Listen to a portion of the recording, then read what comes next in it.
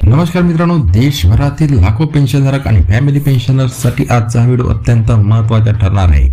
Pension वेळेवर मिळणे, पेन्शनमध्ये होणारी वाढ, जीवन प्रमाणपत्र आणि सायबर फ्रॉड पासून सुरक्षित राहण्यासाठी केंद्र सरकारच्या पेन्शन नियमांमधील 7 सर्वात महत्त्वाचे नियम आज आपण जाणून घेणार आहोत. तेव्हा व्हिडिओ शेवटपर्यंत नक्की पहा आणि चॅनलला आपण सबस्क्राईब करायला विसरू नका. नियम क्रमांक 1, पेन्शन रेकॉर्ड आणि नॉमिनी अपडेट. तुमच्या बँकेत आणि पेन्शन रेकॉर्डमध्ये चालू पत्ता आणि मोबाईल नंबर नेहमी अपडेट ठेवा, जेणेकरून बँकेचे महत्त्वाचे मेसेज वेळेवर मिळतील. सर्वात महत्त्वाचे म्हणजे तुमच्या पीपीओ मध्ये नॉमिनीचे नाव आणि जन्मतारीख आधार कार्डनुसार अचूक असल्याची खात्री करा. पेन्शनधारक हयात असताना ही दुरुस्ती करणे सोपे असते, अन्यथा नंतर फॅमिली पेन्शन सुरू करताना कुटुंबाला मोठ्या अडचणींना सामोरे जावे लागते. त्यानंतर आहे जीवन प्रमाणपत्र नियम.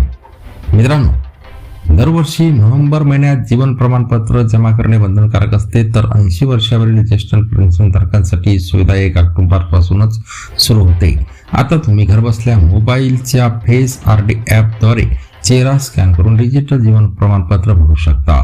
जर मोबाईलवरून जमत नसेल तर पोस्ट ऑफिसच्या पोस्टमनला नाममात्र शुल्कात घरी बोलावून बायोमेट्रिकद्वारे हे काम करून घेऊ शकता. प्रमाणपत्र वेळेवर जमा झाल्यास पेन्शन तात्पुरती बंद होऊ शकते. त्यानंतर नियम क्रमांक 3, महागाई सवलत.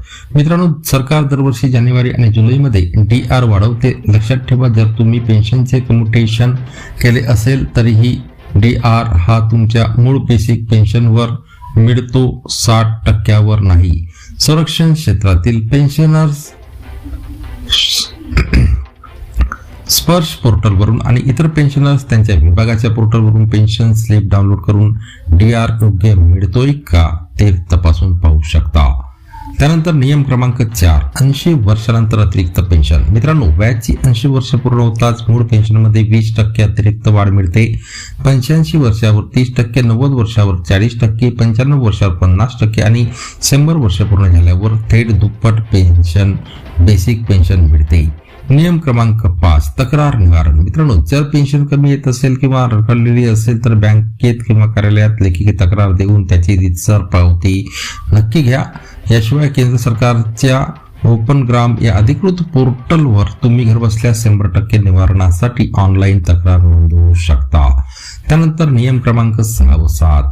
मित्रांनो, नियम जागरूकता आणि सायबर सुरक्षा. आजकाल पेन्शनधारकांना टार्गेट करून मोठे सायबर फ्रॉड होत आहेत. तुमचे जीवन प्रमाणपत्र किंवा पीपीओ अपडेट करायचे आहेत, नाहीतर पेन्शन बंद होईल असा बनावट कॉल करून OTP मागितला जातो. कधीही कोणालाही OTP किंवा बँक माहिती देऊ नका. AI voice cloning. मित्रांनो, नातेवाईक किंवा मुलांच्या आवाजात पैसे मागणाऱ्या कॉलपासून सावध राहा आणि खात्री केल्याशिवाय पैसे पाठवू नका. जर चुकून फसवणूक झालीच तर त्वरित 1930 या राष्ट्रीय सायबर हेल्पलाईन नंबरवर तक्रार नोंदवा. मित्रांनो, ही माहिती प्रत्येक पेन्शनधारकांसाठी अत्यंत मोलाची आहे. हा व्हिडिओ तुमच्या पेन्शनधारक मित्रांसोबत आणि व्हॉट्सअप ग्रुपवर नक्की शेअर करा. व्हिडिओ आवडल्यास लाईक करा आणि अशाच महत्त्वाच्या अपडेटसाठी आपल्या चॅनलला नक्की सबस्क्राईब करा. जय हिंद, जय महाराष्ट्र.